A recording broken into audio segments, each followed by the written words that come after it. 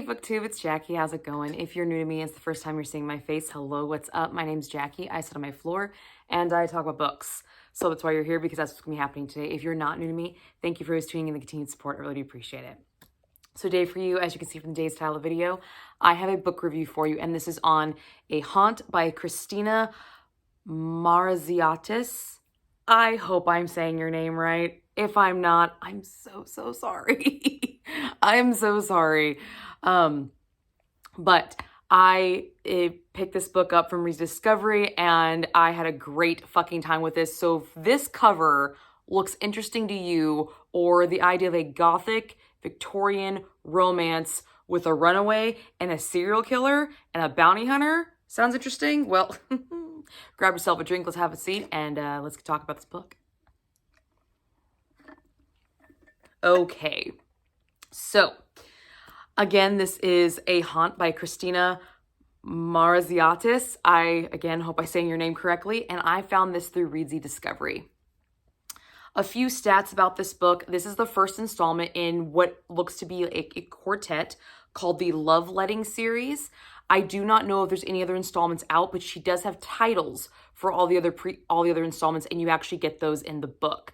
And we have got quite the trigger page, people. We have got quite the trigger page. So instead of just retyping them all up, I'm just going to read directly from the trigger page. So here you go.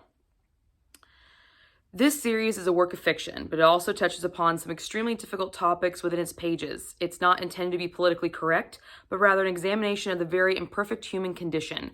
The characters are inherently morally gray, and the philosophies implied by their situations are intended to challenge the reader, so please continue with an open mind. Difficult situations are often described in graphic detail. This includes, but is not limited to, and this is not all-encompassing, by the way, but it hits a lot of them. The subjects of sex, lust, vulgarity, sexual assault, child abuse, animal abuse, hunting, molestation, incest, violence, firearms, gore, torture, necrophilia, voodoo, cannibalism, ritual practice, hematophagy, necromancy, self-harm, disability, post-traumatic stress disorder, mental illness, schizophrenia, death, grief, suffering, infant mortality, cult worship, possession, blasphemy, and religion. These subjects are best controversial. They are not written to be politically correct. They may also be triggering to a traumatized or otherwise sensitive reader. Being explicit in the description of these subjects is vital to the story being told, and always in a tasteful manner. But please heed this warning before continuing on your own discretion. Yeah. Yeah. There's a lot there. And she was not kidding when they are discussed in graphic, explicit manner. Some of these are definitely slightly uncomfortable scenes. Some of them are not the most pleasant scenes to read. So this is definitely one of those books that you want to be very leery of going in, because you experience every single one of those in multiple different formats, not just one time. It's not like a paragraph here or a paragraph here. I'm talking, it is interlaced, every single one of these interlaced throughout the book. So this is a very trigger happy book. So just please be warned about that. Now, why did I choose this book? Well, I chose this book pretty much because of trigger warnings. I don't have any trigger warnings. I don't have any triggers.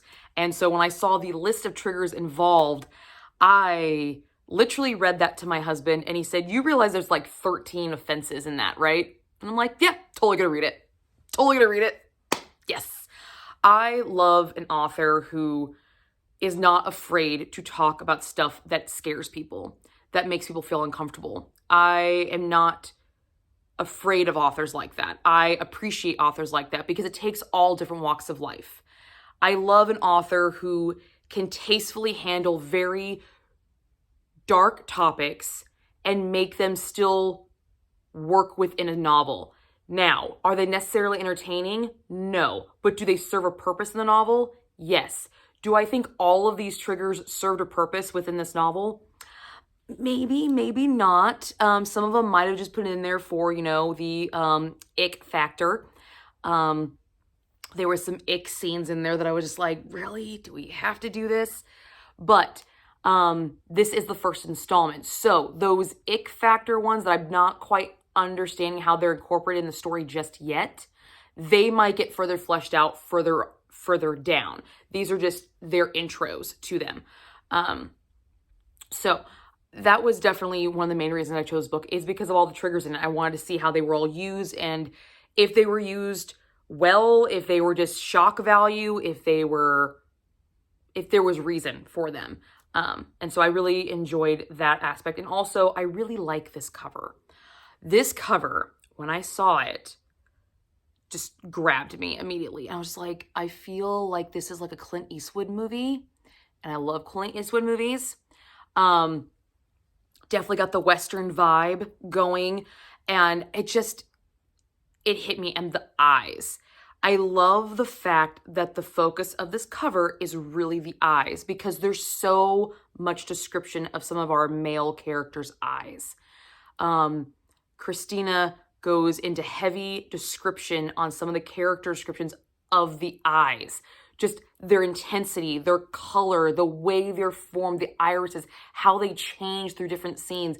Very, very eye description, because eyes are kind of the windows to the soul. And this book, you definitely see a lot of souls of these people. And so getting this heavy description of eyes totally works. So I loved the art, the graphics for the cover, and then also the trigger warnings. These were the two main components that really drew me to this book for sure. Now the summary. I'm going to read the summary that I was directly provided. So I'm not summarizing this at all. This is the exact summary I was provided that then latched me onto the book. Fleeing from her home after escaping the murder of her mother, inexperienced and petrified by reality with her horse as her only companion, Charlotte is met by the most notorious serial killer of the nation. His dark past and her dark future collide in a world filled with dangers far greater than him. Set in the rugged Victorian West at the end of the 19th century with a myriad of complex characters, all intertwined in brutal environment that examines the conflicting nature and morality of humanity. Charlotte may be innocent at heart, but the world she lives in is not, filled with dangers from gangs to cults and mysterious horror element that persists throughout. The overarching gothic love story fills this thrilling dark adventure up until the haunting end, leaving the reader with an existential dread so deep that it must be read to be understood, yet craving for more. If you want something to read on autopilot and wish for a plot to follow a certain expected pattern, this is not the book for you. This experience will challenge you, a gripping story that will invade you heart and mind long after reading. Sign me the fuck up. Sign me the fuck up. Okay, you have serial killer, runaway, dark past, dark future, collide. Awesome. Okay, trigger words. Big flashy Jackie needs to read these words. But then you have a Victorian setting, you have a Western Victorian setting, and then you start throwing in gangs and cults and horror elements. Yeah, this screamed Jackie needs to read me stat. Thank you. This synopsis was excellent, and it was an excellent catch for me. And then that last bit, that if you want a book that you read on autopilot and expect a certain pattern, this is not the book for you. Damn right. 100% accurate. 100% accurate. This book does not read like a normal novel. And I'm not talking it's formatted differently. It's just the way the story is told. And we'll get into that. But it is definitely, you have got to pay attention. You have to pay attention. You can't just read to read. Everything matters, and where things fall and reveal is very, very important. So love the synopsis, love the cover, love the trigger warning setup. This thing had the makings of being something fucking dope. So let's get into it. What worked? The plot development. This reads almost in a very episodic kind of way. We have chapters, and then we have small sub-chapters within the chapters. And each sub-chapter is not just necessarily following a different character. I tried to see if there was a pattern for the characters, like this POV, then this POV, then this POV. It's not.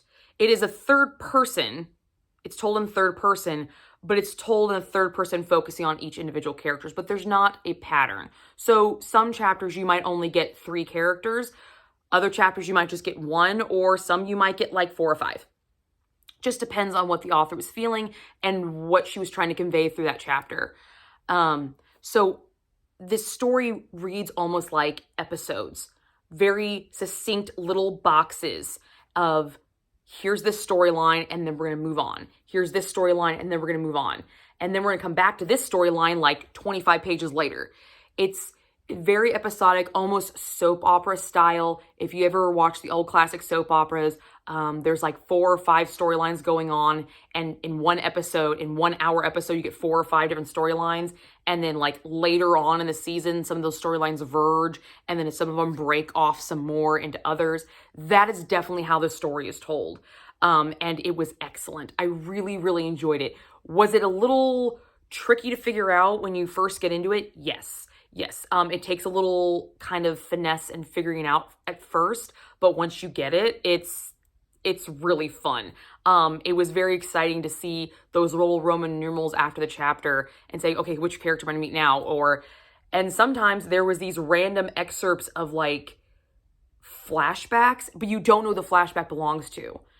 And so you're just like, wait, who am I talking about? What? Holy crap. That was annoying as fuck. But once you start seeing it enough, you start learning the storylines for people, then it makes that really fucking cool. Because you just get this really quick blip. And you're just like, okay, well, I don't know what I'm going to do with that. But it's shocking enough. It's scary enough. It's triggery enough. It's eye-opening enough. It's morally gray enough that it sticks with you and it stays with you. But it's like a couple of sentences. And then she goes in this big, huge, long little episode. It was phenomenal the way she wrote this. I really, really, really enjoyed the way this was written. Once you figure it out, once you figure out kind of the flow of it, it makes it for really kind of an interactive sort of read. And I really enjoyed that. Her revelations and connections between characters. We have like she said in the series, synopsis, a myriad of characters. We have all different types of characters, all different walks of life, all different backgrounds, all different scenarios. And the way that they are all intertwined, I loved it. I loved how she did that. Some of the connections didn't see. Was actually very shocked about some of those connections. I was like, what? Oh my God, I did not see that one coming. Because the anger between this character and this character, I just thought because of their professions and what they did, oh no, there's something a whole lot more personal. And I was like, oh dear God, yes. Yes. Let's just add to this layer of soap opera, which I love soap operas, okay? So this thing was just awesome with the way these connections were revealed. And the way they were revealed was very, very slow. You don't get a lot of reveals. You get them very sporadically throughout the novel. And there's not a lot of them. And they are slow to build up. But when she gets it, it's like a sentence and then it goes into a new episode that has nothing to do with the episode you're talking about. So it's like the final line of that episode of, you're just kind of left there like holding a bag like, the fuck? The fuck am I supposed to do with that? Did I just read that right? Wait, hold up. What? A lot of moments in this book for me like that. And I love that. I love a book that's going to make me stop and be like, bitch, you did not just do that to me. Well, fuck. God damn it. It's very reminiscent of a Mo Jones to me, but without the mind fuck of a Mo Jones. This is just kind of the straight tactic of Mo Jones, just not the mind fuck, which I really, really appreciated. So, love that about it. Another thing that worked really well in this book is the world building. This bitch, oh my God, this woman can create a fucking world. So descriptive. There is so much description. It's almost to the point where it's annoyingly too much. Like, it's right there too much, but it definitely gives you the environment that you are in. You understand where you're at, what is going on, who's all involved. Very, very heavy on the description. And it's not just the physical world. We're also talking about the internal world, the internal mindset of some of these characters that's part of this world building. Throughout a lot of the beginning of this novel, she is creating the mindsets for a lot of these characters, and she's building that. And it's fantastic the way she does it, because she does it such a nice balance. So it does read kind of slow in the beginning because of all this world building, but it's not like so much that's like just weighing you down. The way she gives it is enough. It's slow enough that you could still process it as it's coming, but it's a continuous thing. It's like an IV. It's a constant drip into you, but you are still absorbing all of it. But there's a shit ton of it. There's a shit ton. I loved the different forms of chemistry between the characters. With one character, you see chemistry with, like, say, 3 others. And you see the different forms of chemistry people can form with other people. And I love this fact that she showed, because people are different with certain types of people. I know when I'm around group A, I'm one way. When I'm around group B, I'm another way. Are they still a cohesive person to where you can still tell, yeah, this is Jackie? Do I still have traits that cross lines? Yes. But there are traits that only group A sees and only group B sees. And I love the fact that she did that with her characters. You get to see different facets of each character, but you only see them with this character because that's what you need to see for this one. And through their interactions with all the other characters, you get the full scope of this person. And I really enjoyed that. I enjoyed that because it felt more real to me. It was a very real experience for me. So I really, really enjoyed that aspect of how she did that with all of her characters. There is a lot of mental health representation in this. Not all of it positive. Not all of it positive. We do have a character, Will, who seems pretty, quote unquote, normal. And then an event happens to him, and then all of a sudden he's hearing voices that are telling him to do shit, and he's listening, like, devil made me do it kind of shit. And, just being in that guy's head for some of those scenes, it was scary. It was scary. So we definitely have a lot of different types of mental health representation. Will, very much kind of the schizophrenic side. We also show PTSD in multiple forms through multiple people.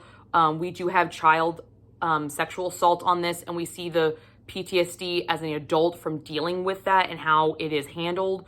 We have depression with one of our main characters, just kind of the child abuse that she suffered and how she feels and holds herself, and just some of the things she says about herself. Some of the jokes or the digs she gives of herself are just a little too, that was said to her at one point in time, and now she's trying to change it into a joke, but it's not flowing right. A lot of different types of mental health representation in this, and I thought it was really, really cool that she did that. And it's not all, and I stress that it's not all positive. She said it in her trigger warning. She didn't write this to be politically correct, and she's not. There is some slander, there is some digs, there is some older held stereotypes of some of these mental health issues that have been around for a long fucking time. So I enjoy that she was not afraid to put that out there, because this is also historical fiction. So she was trying to put it in historical framework and context and how they would have handled things like that. So I do appreciate her doing that. Does it make some scenes hard to read? Yes, it does. There's no denying it. It's kind of a little uncomfortable. It's like, you can't say that anymore. You're not supposed to say that, because it's completely wrong. But because it's in historical fiction and she's trying to use a historical context, trying to speak as if they would have back then, it does work for the novel very, very well, actually. And also, I loved the moral philosophies behind the characters. There is a underlying philosophical story in this book of what is good and what is bad. A lot of our bad characters, the ones that do the societally expected bad things, such as our serial killer, are they necessarily bad? when you really get to know him and you know his backstory and you find out why he does what he does, is he bad? Are sheriffs, who are supposed to be the good guys, you know, justices and everything, the way they are handling things, the way they're just dealing with everything in general, are they really the good guys? Really? Really? Are they? Gonna have to say no on that. I'm gonna have to. I really liked that she did that. She showed good and bad for all the characters. No character in this book is fucking safe. Nobody's safe. Everyone has a good and a bad side, and she showed it with all the characters. Now, some of them got shown more heavy on one side versus the other, but again, first installment to a series, that might get alleviated later on in the other series. They might balance out there too. There was a lot of stuff that worked in this book. Lots and lots of stuff. This is a 750 plus page book. So I'm hoping a lot of stuff worked in it because it's a fucking monster of a book. However, in monster books, there's a lot of stuff that can go wrong. You have 750 pages, and every page you can rock it or you can fuck it up. And there were some things in this book that didn't work, at least for me. There is, this is more of this is a writing thing, and I usually don't critique this type of stuff. Well, I guess I do, but not as heavily as some other reviewers, because everyone has their own writing technique. But there was an abnormally overuse of the word caustic in this book. I didn't count how many times it was used, but I know on at least 3 pages, I saw it at least 6 times on 3 pages. And sometimes it was not used correctly. I don't know why that was the word that was used. And if you're not familiar with the word caustic and what it means, in its use for this book, it is the definition of sarcastic in a scathingly bitter way. It can also mean something that the other definition of it is able to burn or corrode organic tissue by chemical action. That's not applicable to this, so it's the second definition of sarcastic in a scathingly and bitter way.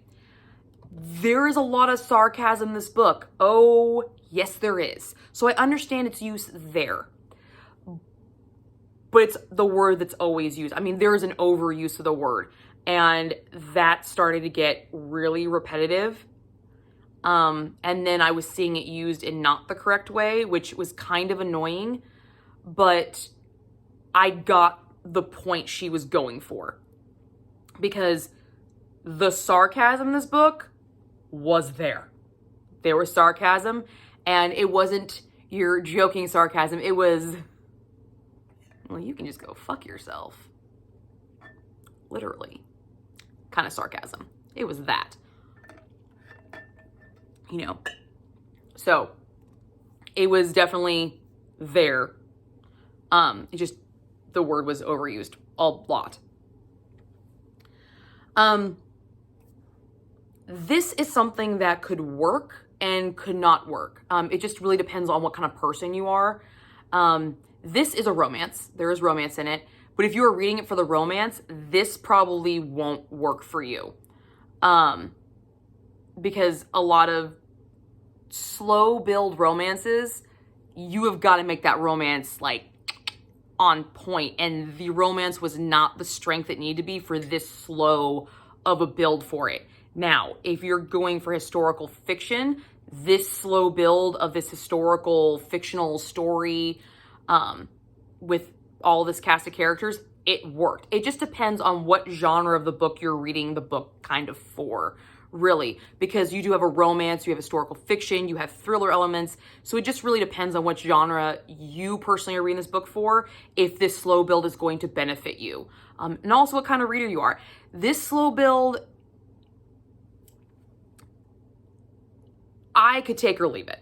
I'm kind of either or, because I love historical fiction, so I understand the purpose of the slow build, but I also love romance, and this slow build was way too slow for the romance, but it worked for the historical fiction side of this book. Like I said, this book is 750 plus pages, and it took damn near page 300, 350 maybe, to actually like, I am in this. I am in this. Let's do this. I don't want to put it down anymore. And part of that was just building the world and building the internal worlds of these characters, which is valuable and important later on when you start getting all the action and everything. That shit's all important. It took a long time to get there. But the long time getting there was beautifully written, heavily described. You knew what the fuck you were getting into. So did it work? Did it not work? It really depends on you as the reader. This is something that I really wanted from this book, because there is such a crazy cast of characters. I would have loved to see more of a dialogue-driven plot versus a third person omniscient driven plot. A lot of the major plot points are not revealed through dialogue. They're revealed through the almighty. And that was kind of irritating because I feel like this book would have been stronger and more if it was more dialogue driven, because the characters we have are dope. We've got some cool ass fucking characters. We got a serial killer. We got a bounty hunter. We got a schizophrenic guy who talks like, you know, he's the biggest gentleman in the world. We've got some twisted, corrupted sheriffs.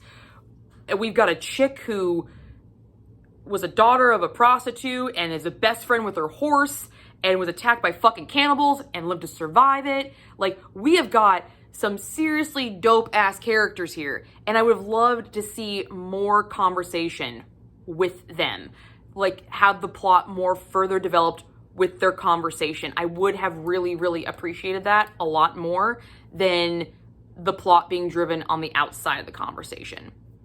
So I think that was one of my personal biggest hangups with this book, and reason why it did not get 5 stars for me is because I think it would have been 5 stars had I gotten more dialogue from the characters, because I liked these characters. I liked them and I wanted to hear them talk. In their internal monologues, I hear them all the time, like, all that stuff, and all the voices that they hear too on some of the other characters. We hear voices, which is great.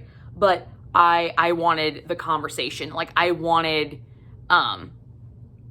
Charlotte, and I wanted her conversations.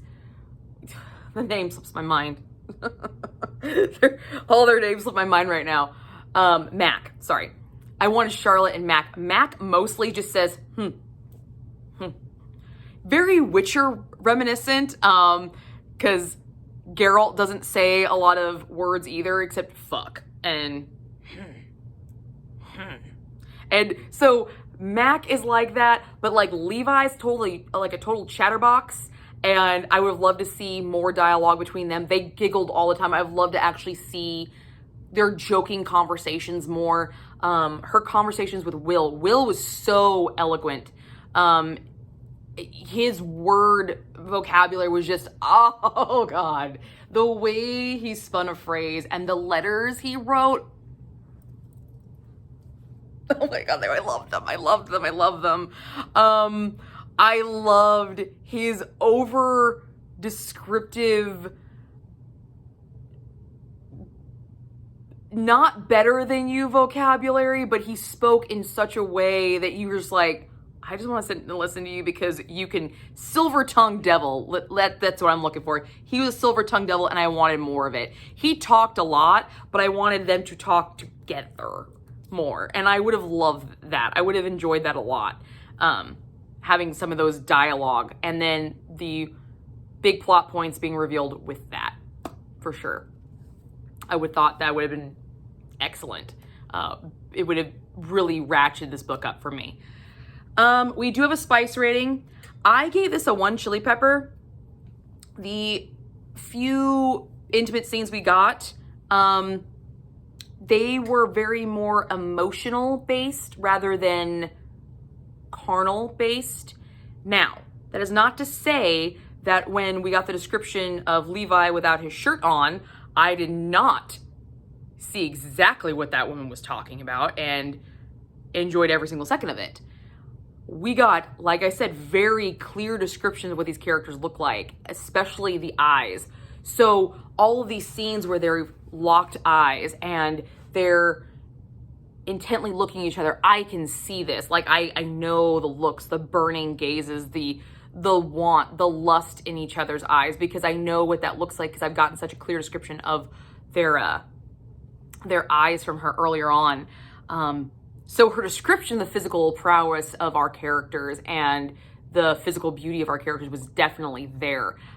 However, the few physical scenes we got, they were more about the emotions. We got a few passionate kisses scenes that were really nice, and I liked the emotion behind them, the way she wrote them.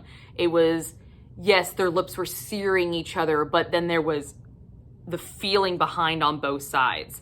So I really enjoyed that aspect. But wham bam, super sexy fun time. Thank you, ma'am. About one chili pepper. Yeah, one chili pepper. But it was very well done. I enjoyed what I got for this story, because this is not a smut book. This is not smut. This was romance. So it was very heavier on the emotion versus the physical. So I really did enjoy it. My final thoughts.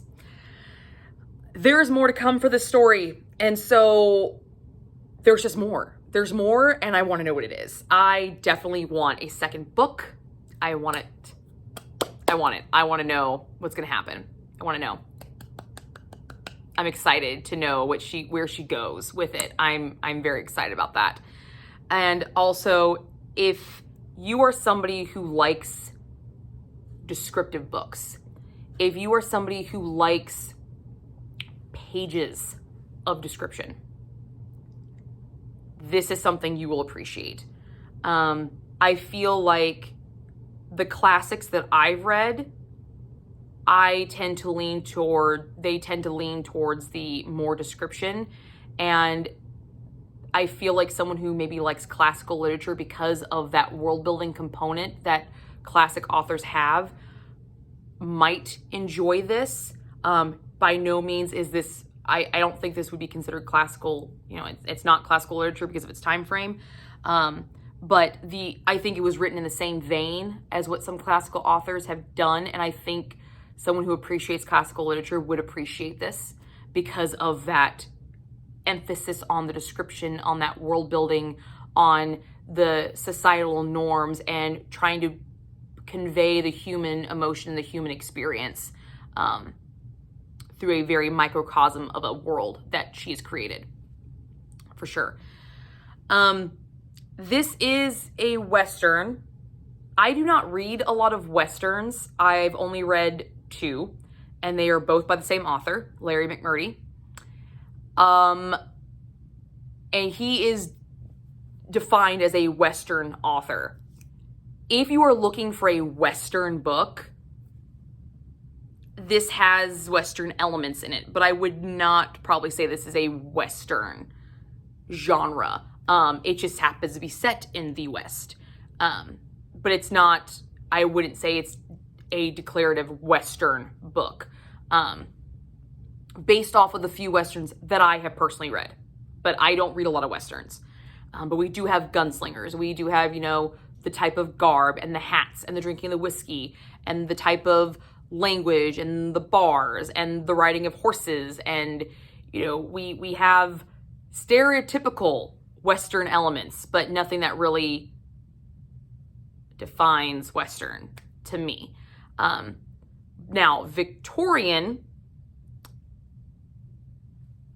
I got a lot of feels like almost like Crimson Peak. There was a couple of scenes that were very reminiscent of Crimson Peak, and that's a Victorian Gothic setting. And so I would say that this Victorian Gothic is definitely something that this book will resonate with. Is it all Victorian Gothic? No, it's not. There are some elements in here where it's just like, okay, this is where you're melding the two, and that's where the kind of the juxtaposition's coming in. So My last and final thought, though, is this book was awesome, and I fucking enjoyed it. And when I picked this book up, I did not realize that it was 750 plus pages. But I am not one bit upset about that. This thing was fucking fantastic. I gave this 4 stars. That's my final rating on it. And to Christina, I'm not going to try to butcher your last name anymore. I apologize if I did. Thank you. Thank you for giving me the time to read your book and the extra time that I needed to really understand and appreciate your work. This thing was definitely not what I expected, but everything you told me in that synopsis you gave me, I was not disappointed by any of this. I would love more dialogue, but that's a me thing.